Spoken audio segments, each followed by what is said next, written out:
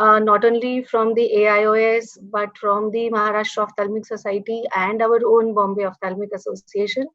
So this is one more attempt on our side to present to you a different kind of topic, and this would be on phakic IOLs.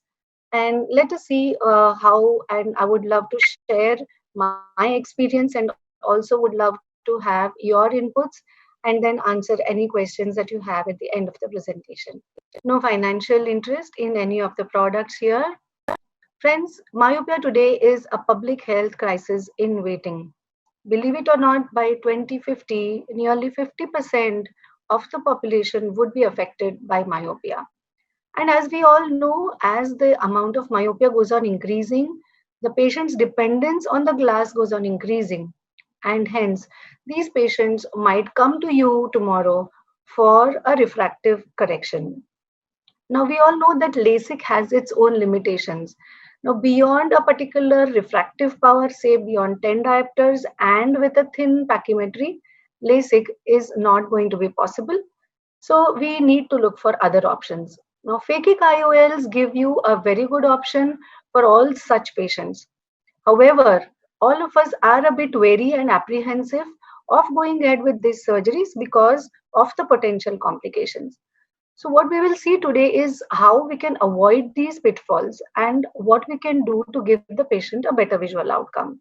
So, the main reason for a poor outcome is an improper decision making. Now, this could be related to either an improper patient selection or the measurement, the lens size, or a surgical procedure, all leading to an unhappy patient. The preoperative assessment for any phakic IOL, be it the ICL or any of the Indian hydrophilic lenses that we are using today, is by and far the same. We all begin with a perfect refraction. We need to be extra careful, especially in the high myopic patients who may have a slight suboptimal best corrected visual acuity, and remember not to overcorrect them. Also, refer to their earlier refractive errors or the glass prescription so that you know whether there has been a change in the refraction in the recent past. Especially very high myopes who are say 30 plus could be having an early nuclear sclerosis and a sudden increase in the myopia, which has to be looked into. There has to be a refractive stability for at least 6 months to 1 year, and the age of the patient should be at least 21 plus. The anterior chamber depth, mind you, from the corneal endothelium, not the epithelium, to the anterior lens capsule should be at least more than 2.8 millimeters. It would be preferable if it is at least 3 millimeters. Now, the routine IOL master readings that we take gives us the reading from the epithelium, so we need to subtract the central corneal thickness from it. Hence, a pachymetry becomes essential. In fact, a complete refractive surgery workup is done like for any LASIK patient who enters your clinic. So this includes a topography, a tomography like a pentacam, slit lamp examination. Now here, because we are going to implant the lens into the sulcus, the anterior chamber configuration with the iris, cornea and the lens becomes very, very important. Ocular surface, as in any refractive procedure, is important. Here we will also look at the lens thickness and the biometry of the patient. In fact, we can take the biometry report and attach it to the patient's file for his documentation. Now remember, all these patients are very high myopes and are prone to having peripheral myopic retinal degenerations. So a very important and a detailed retinal examination is important, and pre-treat these lesions if any. Again, there is a risk of increased intraocular pressure as a very remote complication postoperatively. Hence, in all these patients, a routine screening for intraocular pressure, anterior chamber angle, and the disc is important, especially if they have a family history of glaucoma. Specular biomicroscopy you may do in suspect cases. Now, the most important measurement is the white-to-white measurement. Now, what I'm showing here in the video is how I am doing it. It is done in the operation theater under the microscope with the patient in the supine position. As you can see, we are doing it at the 0-180 degrees axis. The digital calipers that is shown here is first calibrated to 0-0. Each time you do it, 3 independent readings are taken and an average of these 3 readings is then noted. Remember, when you use other instruments like the IOL master or the pentacam or the Lenstar, they usually overestimate the white to white. And all of them have different optical principles. Hence, you cannot actually compare all of them. It is better to correlate rather than actually have a direct comparison. The white to white measurement in both the eyes is usually the same, but there could be a very fine difference between them. If it is too different, then you have to recheck, just like when you do a biometry. If there is an arcus, then remember to include the arcus. If there is a pigmentation, then exclude the pigmentation. The role of UBM has been told in many of these literatures, and it has been found that the sulcus to sulcus measurement is probably more ideal to predict an ICL ward rather than the conventional digital caliper measurement that we just saw. So what I do is I usually ask for a UBM for all my patients. However, if there is a poor correlation between my reading and the sulcus to sulcus reading of the UBM, I usually rely on my white to white reading.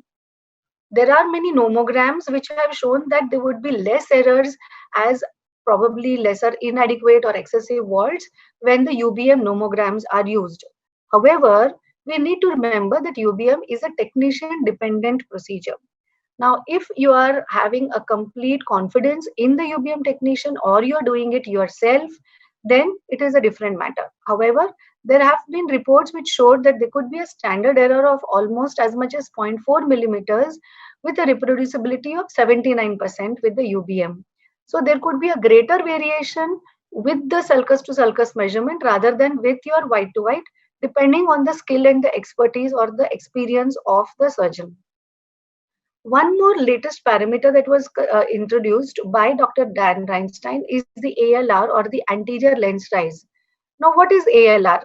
Now, if you see this slide, there are these are two eyes of two different patients. In both the patients, the S to S, that is the sulcus to sulcus reading, is the same, that is 12.3.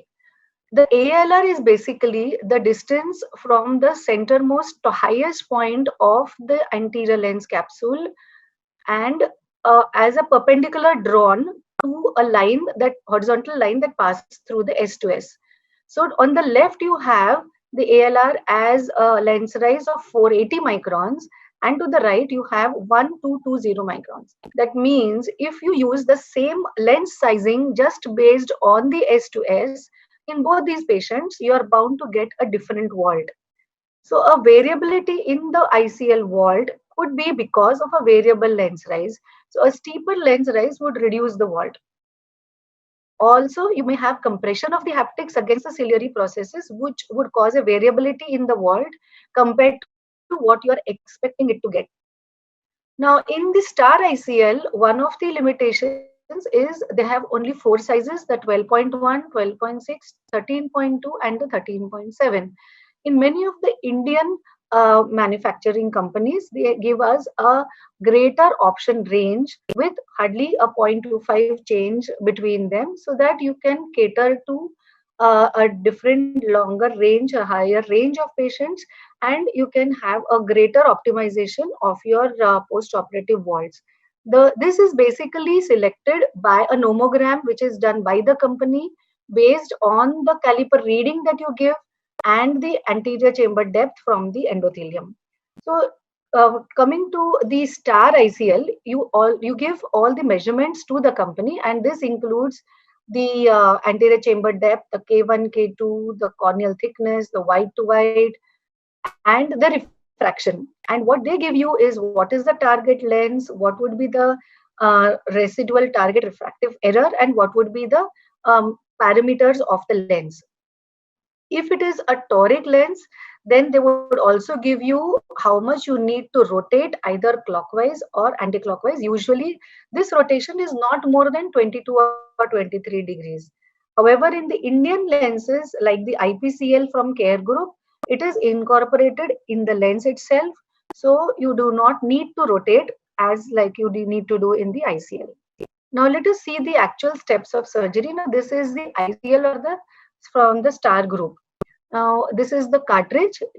You're picking up the lens with the sponge tipped applicator with the convexity upwards and then gently introducing it into the thicker part of the cartridge from behind. The cartridge is held in the left hand if your right hand is dominant, and remember the forceps does not pull the lens. The cartridge which holds the lens is moved away so that you don't pull on the lens edge, which can cause a tear in the lens because it's a very, very thin friable lens. Now, this is the sponge tipped applicator, which is then pushed from the rear end of the cartridge, and you had to hear a click sound so that it is tight. The cartridge is then loaded onto the injector system and locked. It is only after the lens has been loaded that you go on to the patient, not vice versa. Now, when you go on to the patient, I have first made a corneal incision and a tunnel, corneal tunnel, and then two side ports on each side. The patient is under topical, and you have to counsel the patient and explain to the patient what he would be undergoing. These are young patients who may be very apprehensive.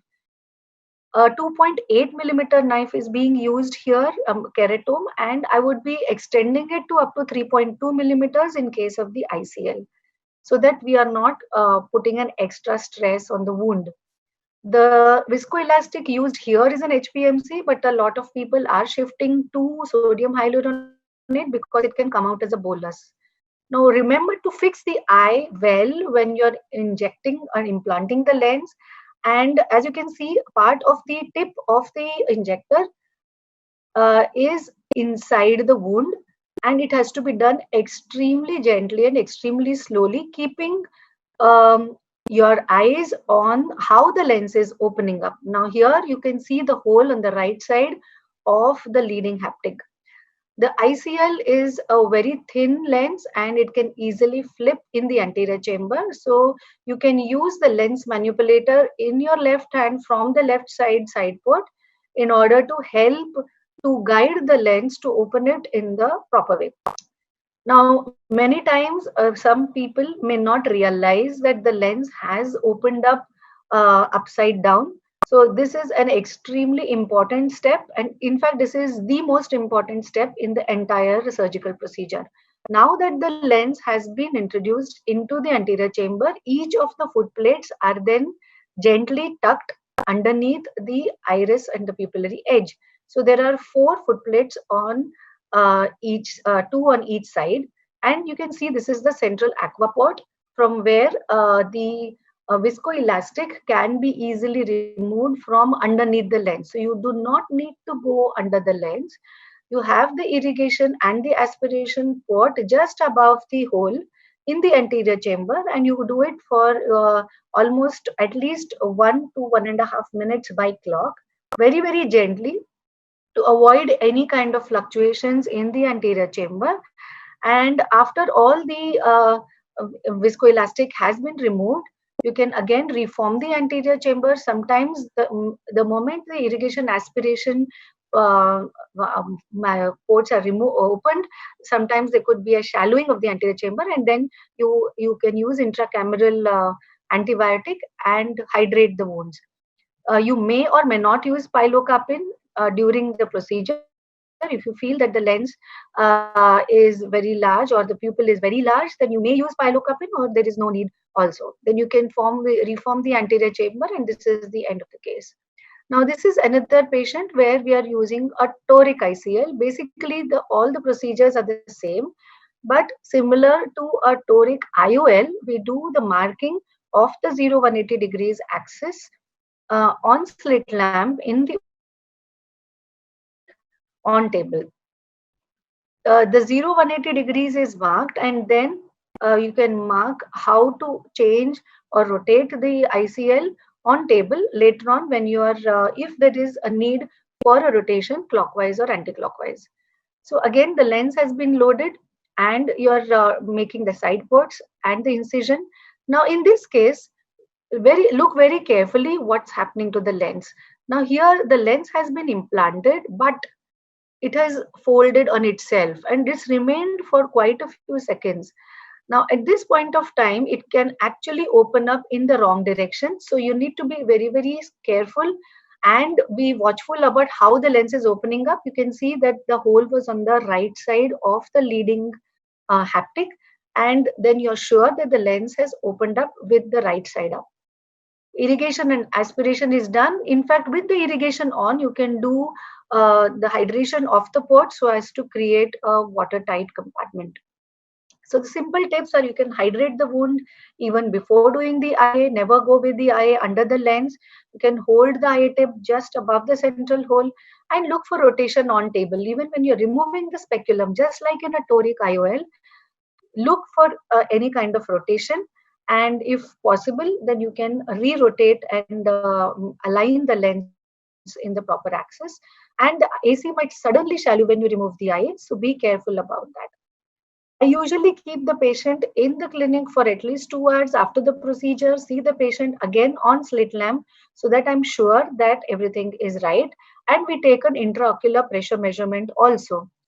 Now, this was the patient's second day post-op. I usually do a vault on the second day post-op, but remember, sometimes these vaults are on the lower side. Patient is doing well, 6'6" unaided.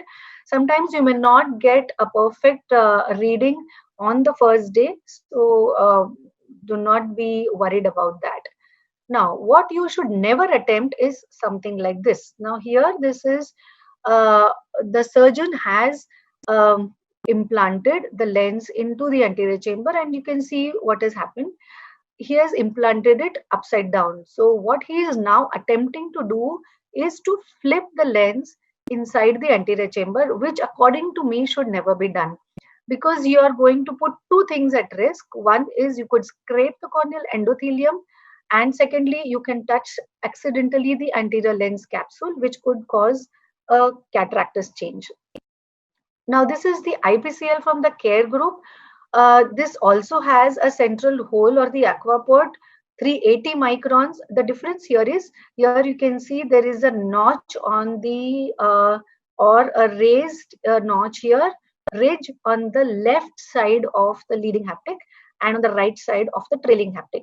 It has an edge of around 80 microns thick, which has a minimal glare, and it's a highly biocompatible material.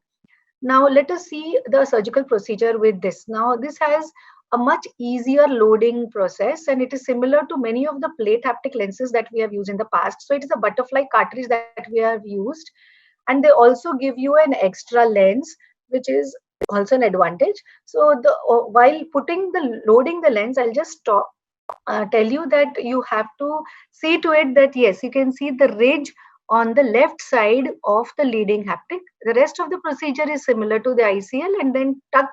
There are 3 foot plates on each side of the haptic, and rest of the procedure is the same. But when you are loading the lens, remember that these 2 holes, which are on the edge of the optic, have to be on the head side of the patient. So when you're loading the lens into the cartridge, you have to check which eye you're operating and then see that these 2 holes will come on the head end of the patient.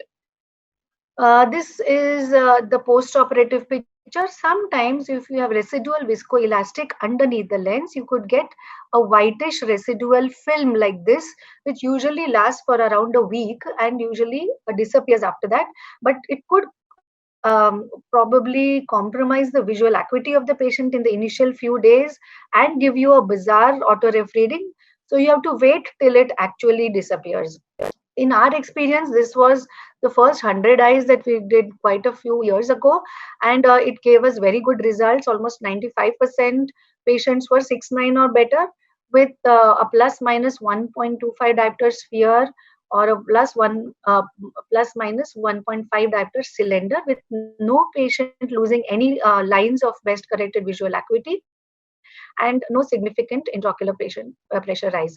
Now, I usually see these patients at the on the first day, 1 week, 1 month, 3 months, and 6 months post-operatively. Now, this was an interesting patient. This is the topography of the patient post-operatively. Now, the right side of the patient, right eye, had a pre-op -9 with -1 cylinder, and the left eye had a -5 diopter sphere. Now in the left eye, because it had a lower refractive error, we went ahead and did a LASIK on this patient, and you can see the myopic central flattening due to the myopic ablation on the postoperative topography. In the right eye, because the refractive error was much higher, we went ahead to do a phakic IOL in this patient. Now, this is the post-op corneal topography, just to show that the corneal higher order aberrations on the corneal wavefront has on the left eye, which where the LASIK was done, positive corneal spherical aberrations are higher. If you do a total eye aberrometry of this patient in both the eyes and compare them, this is post-operatively, the right eye where the phakic IOL was done had a similar higher order aberration, which was much low compared to the left eye total eye higher order aberrations. Now, the refractive error was comparable in both the eyes post-operatively, and if in the right eye, instead of a phakic IOL, a LASIK would have been attempted, then the corneal spherical aberrations would have been much higher, giving rise to glare and halos, night vision issues, and poor night vision quality of vision to the patient. Now, if you see the sizing of the ICL, this is the most important part. The ideal vault would be between 250 to 750 microns. So what is vault? It is basically the distance between the anterior surface of the crystalline lens to the posterior surface of the ICL. So I usually use the OCT for this. Now, what happens if it is too high or too low? Now, to the left, you see this is an ICL which is oversized. So you see that the iris has been pushed ahead and the vault is very high. Now on the right side, you see the ICL sizing. If it is too low, then the vault is very, very less. Now the risks of this is if it's an undersized lens with a vault less than say 125 microns, there is a risk of an anterior subcapsular opacification.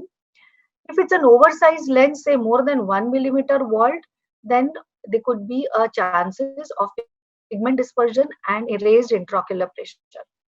However, now this is a patient which showed almost a 1.12 millimeters vault. However, this patient has been now being followed up for the last 2 years. It was only in the first 1 or 2 months where the pressure was on the higher side. However, now she's not on any anti-glaucoma medication. Pressures have been maintained, but we are monitoring her very closely. Now, in the post-operative complications, yes, it is an intraocular procedure. So the risk of a potential endophthalmitis is there compared to a surface procedure or a LASIK procedure. It could cause raised intraocular pressure in the early stages because of pupillary block or retained viscoelastic. Hence, a complete removal of viscoelastic is absolutely essential. Some people are nowadays implanting the phakic IOLs even without a viscoelastic with just BSS. Now, this can also cause inflammation if there is excessive vaulting and crowding of the angle that can cause raised intraocular pressure in the later times.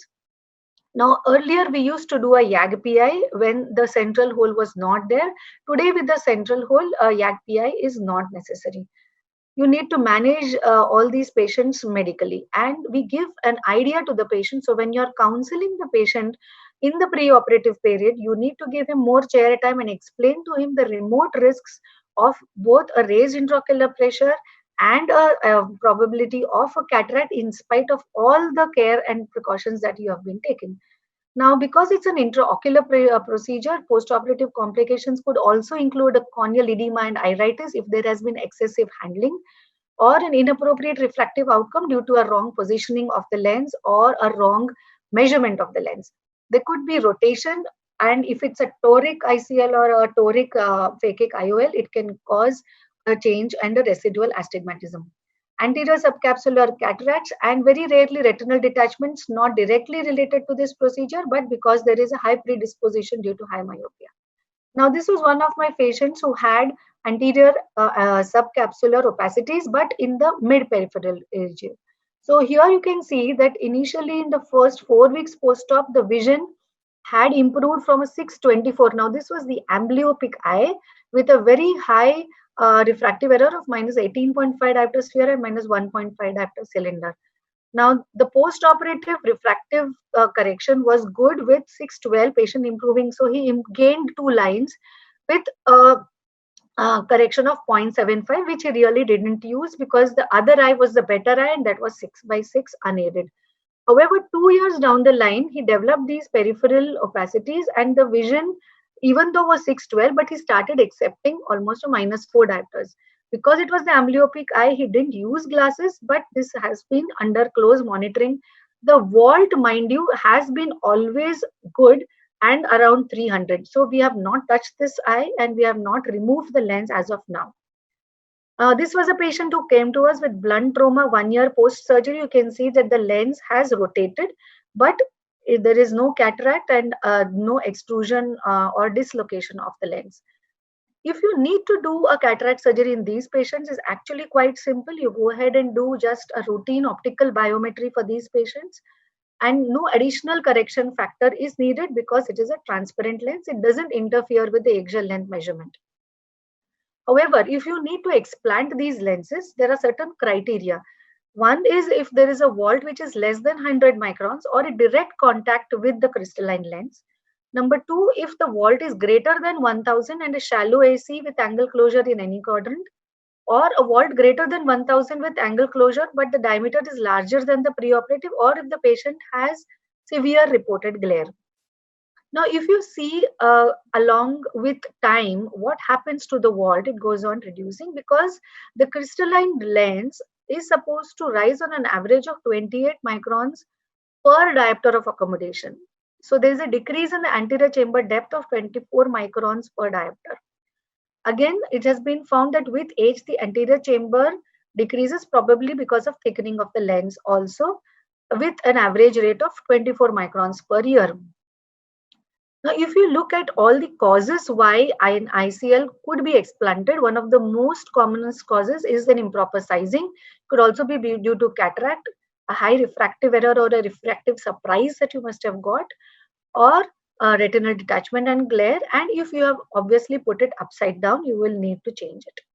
Now, if you have not sized it properly, you could have a digital caliper which is not calibrated, or there could be intersurgeon variability. So I usually prefer to do the sizing and the measurement of the white to white myself. I do not delegate it to my assistant or an associate doctor. Again, we assume here that the white to white measurement that is done represents the sulcus diameter. So this itself could be inaccurate, and that is why there could be sometimes surprises even in the measurement and in the post-operative vault.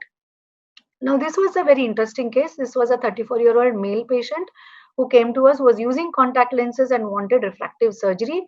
As you can see, the refraction is very high, and with a low Paki, obviously, of just 476 and 477 on the ultrasonic pachymeter. We did not want to do a LASIK, and we went ahead and did a phakic IOL. Now, the ACD was good, around 3.3 and 3.39 millimeters. White to white measurement was taken. A UBM was done to correlate with it. And this was a case which was done a few years ago. So we did a YAG PI for this patient. And this is the post-operative picture. The vision was also good. And this is the central hole. And you can see this was the second day post-op. However, what happened later was, from the 10th day post-op, as you can see in the right eye, the pressure started rising. And even though the vault, I will show you the vault later, even though the refractive outcome was good, it was the pressure that started rising. And in spite of maximum medical therapy, it refused to come down. Now, this was the vault on the OCT. The second day vault was around 375. And you can see how the vault has shot up to 767 by the 13th day.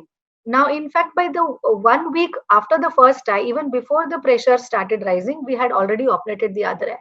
And you can see now in this eye, again, a 4th day post-op, in spite of a good refractive visual outcome, the pressure started rising, similar to the first eye. And the vault also started rising. So from the 4th, 6th, and the 10th day, as you can see here, the vaults were 685, 700s, and in the 800s. Both eyes had severe corneal edema and congestion, and the patient was in pain. Gonioscopy showed that there was a slight angle closure, but it was opening up on indentation.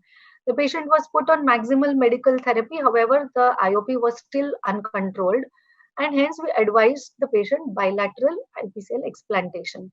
Now, this was the surgery of explantation. You can see the eyes congested and the cornea is steamy because of the raised eye pressure. We give the patient mannitol before the procedure. It was done under topical. I have opened up the same incision but opened it up to almost around 3.5 millimeters.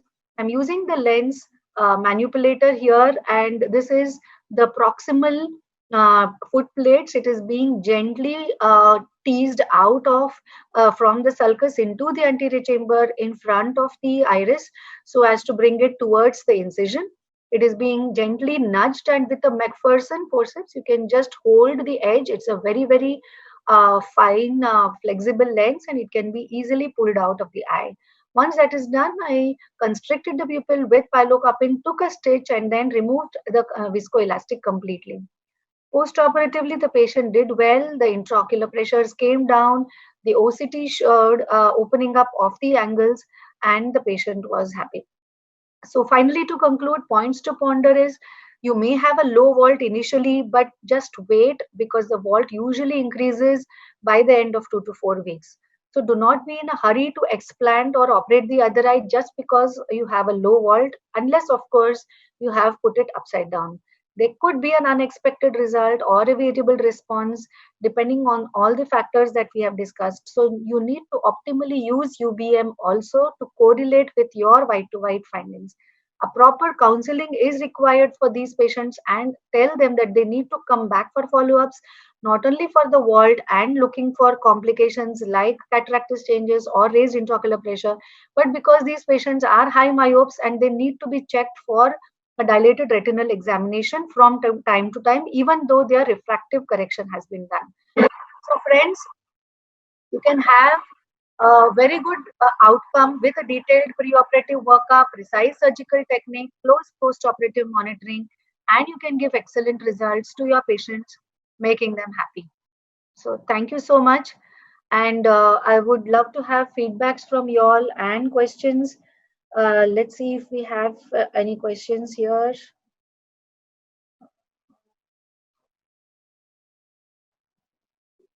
Sorry. Yeah. I'm stopping the sharing.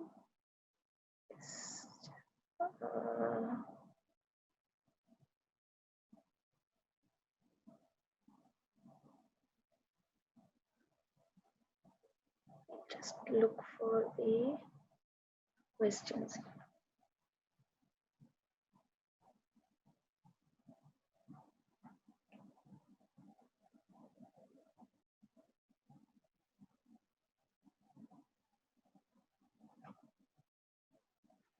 Yes. Yes, so the question from Dr. Harshvardhan Ghorpade is, if a patient has high corneal aberrations due to keratoconus with a high refractive error, is it better to put an ICL or a scleral lens? See, it all depends on, see, one, here we are assuming now that the keratoconus is stable.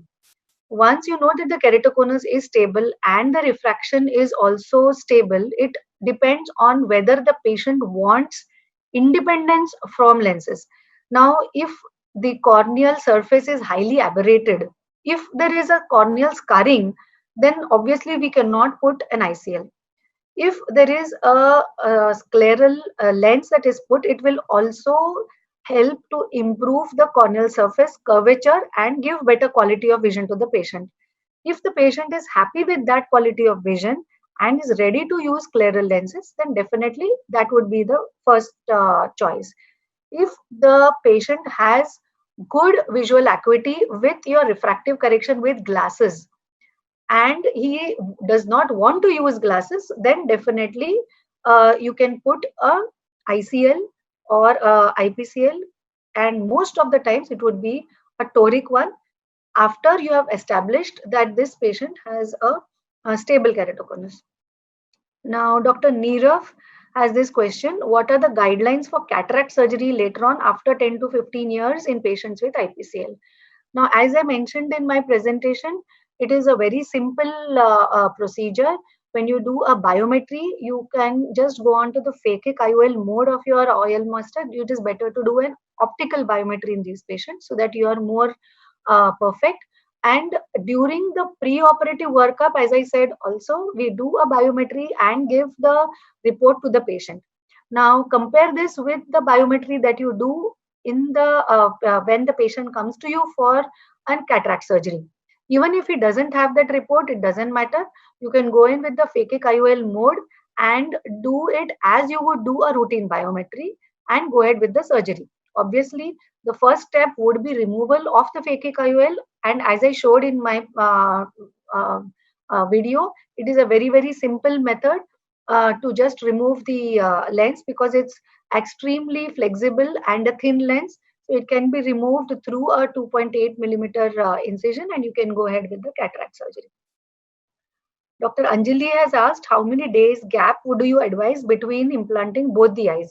Now, usually, I keep at least a week gap between the two eyes. And the reason is, when you do a surgery, you do a checkup in the first post-op day. Now, in the first post-op day, you see the vision, look at the auto refraction, and you see whether your refractive outcome is good or not. You also see whether there is any problems of IOP rise. Now, once the IOP is stable, and sometimes you have a very low vault. Now, we have had cases where the vault was as low as say 200s, and if it's a low vault, then you would probably want to change the lens size in the other eye. I have done this a couple of times where there has been, in spite of the same nomogram being followed for both the eyes, have changed to a higher or a larger lens or a smaller lens because there has been a change in the vault compared to what it has predicted. So that is why I keep around at least 4 to 5 days or a 1 week gap between the two eyes. Dr. Harshavardhan is asking, do you put pilocarpine in every case? And what about in toric ICL? It is not necessary to put in every case. You need not put it. However, if the pupil is extremely dilated, then you can use it only diluted pilocarpine, very little minimal use, just so that it covers the edge of the optic. Okay? Otherwise, even in toric ICLs, I would use it only if the pupil is very largely dilated. Otherwise, there is no need. Dr. Aarti Agarwal has asked, could you highlight how should one go about if the lens sizing is different in both the eyes of the same patient? See, the lens sizing could be different, but very minimally different. There would not be a great difference in both the eyes. So you have to go back and see whether there has been a difference in the white to white. So usually the white to white is the most important thing. So if the white to white is say different by just say 0.01 or 0.03 millimeters, then usually it will not make too much of a difference in the lens sizing in both the eyes. However, you go in with the first eye, check the vault, and see whether the outcome as regards the vault, the refractive outcome, and the IOP is right or not. Only then you go in with the other eye, so that if you feel that there is a problem in the first eye, you can always change the lens size in the other eye. Dr. Bhanushri is asked how to measure ACD from endothelium if the topography is not available at our place. Not topography, you would use an IOL master to check the anterior chamber depth, and you would subtract the IOL master would give you AQD from the endothelium, and ACD will be from the epithelium, and you subtract the corneal thickness. Jaswinder Singh has asked, are you doing YAG-PI with the new lenses with the central hole? No, we are not doing YAG-PIs. Dr. Kannanan has asked, what is your experience with the acryl phakic lens from Biotech? In our practice scenario, the toric lenses are more accurate and give better results compared to the IPCL lenses, and results are very similar. Yes, I agree. They are very good. Dr. Aarti Agarwal, do you have your own nomogram for lens sizing, or you go ahead with the company? See, first what we do is I usually give all the parameters to the company for calculation and see what they have to say. However, I also recheck it myself. Now, for example, if you have a patient with white to white of say 12, and they have given you a lens of say 12.6, so largely you would know that the vault would be somewhere around 600 microns. However, if your white to white say was 13, would say 11.5, and what they're giving is 12.6, so then definitely you would have a very large vault. So in these cases, I would go back to the company and discuss and see whether we need to change. In the case of IPCL, I have changed, and even with ICL once or twice, I have changed the lens depending on what I thought was not right with the company's nomogram. Dr. Sankaran has asked, RD is due to high myopia. Is there any increased incidence associated with ICL? Not directly. If not, is not the complication to mention in ICLs? Yes, it is not directly because of ICLs, but it has to be remembered because you need to tell the patient to come for follow-up. So it is not directly because of the surgery. Harshavardhan Ghorpade has asked, do you put ICL in plateau iris patients? Better not to put. But you would definitely screen all these patients, and if you have any doubt regarding their tendency towards glaucoma, then you would avoid putting in these patients. Dr. Anjali has asked, in your vast experience of phakic IOLs, approximately what percentage people do develop cataract or glaucoma?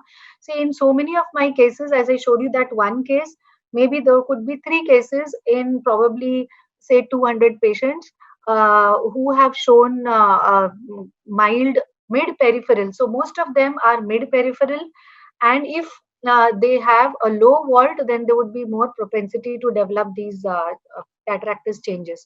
But none of my patients has had a drop in the vision or a central opacity which necessitated the removal of the phakic IOL. As regards glaucoma and raised IOP, yes, we have many patients with raised IOP in the first 3 to 4 weeks, but not after that. And none of my patients is on long-term anti-glaucoma medication for phakic IOL induced raised intraocular pressure. Dr. Anjali has asked, can you please tell us how you measure using a digital caliper? Yes, that is in the OT, not on a slit lamp. As I showed you in my video, it is done in the supine position in the operation theater with the asking the patient to look at the light and measuring in the horizontal axis exactly at 0 180, because remember that is the axis where you're going to implant your phakic IOL. So this is the axis where you actually need to measure the white to white, and this is done with 3 separate readings. Each time you go back to 0, calibrate the machine and take 3 independent readings, and take the average of all the 3. Dr. Samir Kumar has asked, which Indian ICL do you recommend? I usually use, I have used mostly the IPCL from the Care Group. Dr. Pavan Naik has asked, please explain ALR again. See, the anterior lens rise is basically you have an S to S, that is the horizontal line which connects the S to S on the picture, as I showed you in the presentation. Now, if you draw a perpendicular line to this horizontal line from the central highest point of the crystalline lens directly down, that length is the ALR. So you can have this horizontal S to S and this vertical line. This distance is the ALR. Now this could be more or this could be less. So I showed in my presentation where there are 2 patients having the same S to S, but the ALR could be more or less. So that would predict a change, different vault post-operatively. What is the age limit for ICL procedures? So you also have these presbyopic IPCLs. So you can do it even in the patients in the 40s. I usually do not do it above 45 because there the chances of cataract is more, and you could give them a good distance, intermediate and near if they develop cataract, unless the patient is highly motivated and it fits all the criteria for your workup. Dr. Bhagyavadi has asked, what if the ICL opens upside down? So if it opens upside down, you very simply remove it with your McPherson's through the same incision. It comes out very, very easily. Reload it on your cartridge and then reimplant. I've had a case where I had to do that, and it was very, very simple to do that. So you do not flip it in the anterior chamber at all. Video not able to visualize voices. So I think we have finished with all the questions. Thank you so much, friends, for watching this, and it was great interacting with you all. I would also like your inputs as to how you all are managing your cases and your experiences. Thank you so much, everyone. Stay safe, stay home, stay healthy, and take care of yourself and your family and your patients. Thank you so much. Thank you.